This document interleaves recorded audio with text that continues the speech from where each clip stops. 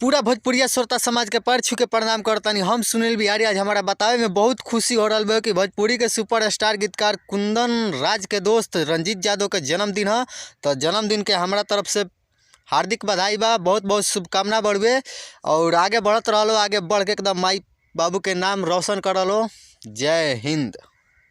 Love Kumar writer Kundan Raj भाई के मित्र रंजीत यादव जी को जन्मदिन की हार्दिक शुभकामनाएं।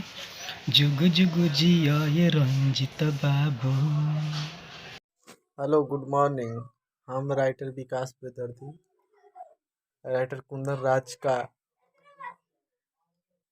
भाई रंजीत यादव का बर्थडे है।